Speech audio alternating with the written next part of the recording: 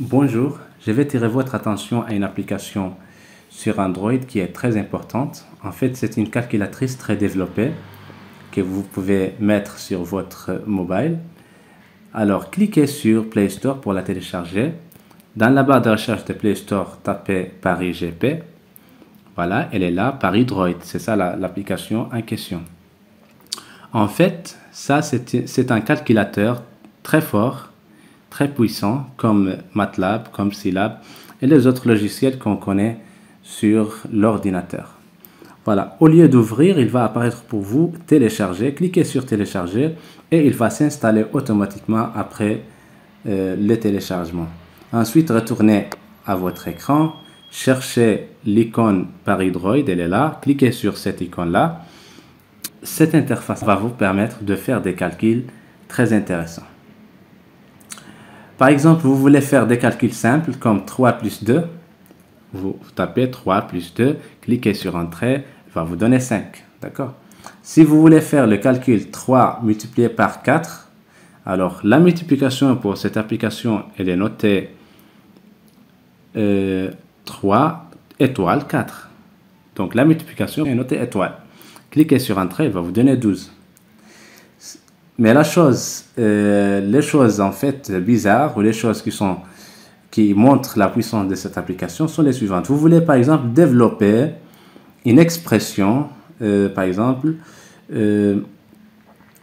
x à la puissance 3 par exemple, plus 5 multiplié par x au carré moins 1.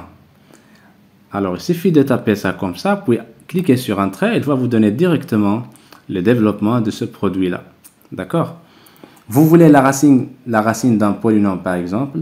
Donc, Paul, écrivez Paul roots.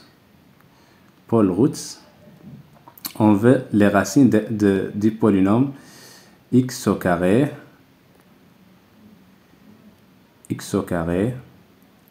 moins 1. Cliquez Entrée, elle va vous donner que les racines sont moins 1 et 1. D'accord? Et ainsi de suite. Par exemple, vous voulez faire la somme de 1 plus 2 plus 3, la somme jusqu'à n.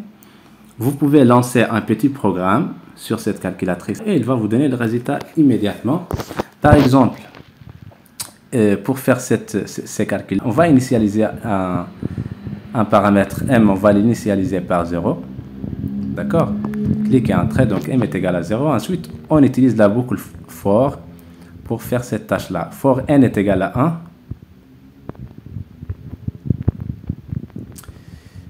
1. Jusqu'à 10. D'accord?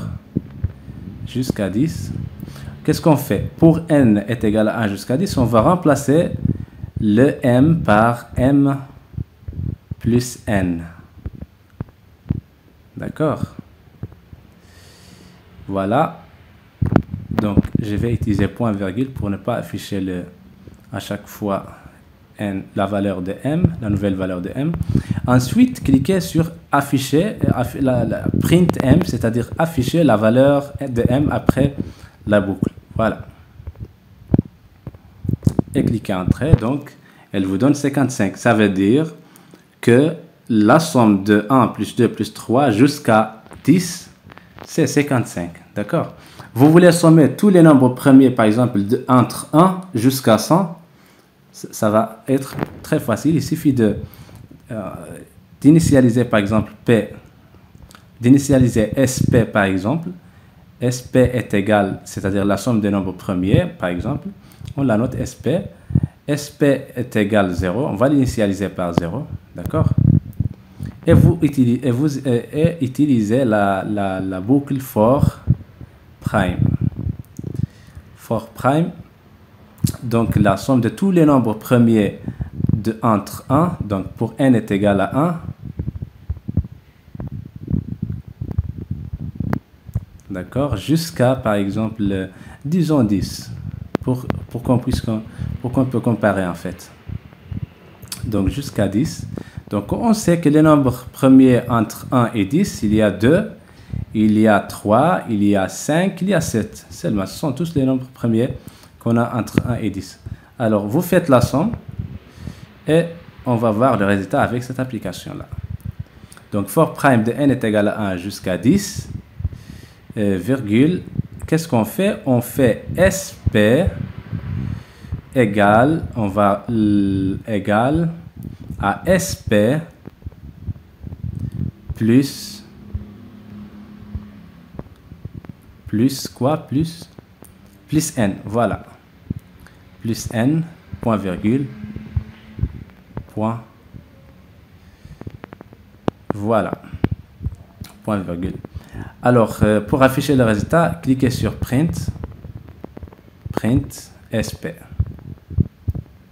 Donc, la somme de tous les nombres premiers entre 1 et 10, c'est 17. D'accord? Voilà. En fait, cette application-là vous permet de faire beaucoup de calculs qui sont très intéressants et d'une manière très simple. J'espère que c'est clair. Si vous voulez des cours sur cette application-là, sur le langage de cette application-là, il suffit de taper sur Google langage Paris GP et vous allez trouver plusieurs cours et plusieurs informations sur les commandes que vous voulez utiliser. Bien sûr, je note que cette application-là, sur cette application, on peut programmer par le langage Python aussi, d'accord? Et on peut faire des calculs, de certaines constantes, de certains objets de la théorie des nombres, comme le nombre de classes, le groupe des unités, ainsi de suite. J'espère que c'est clair. Bonne chance.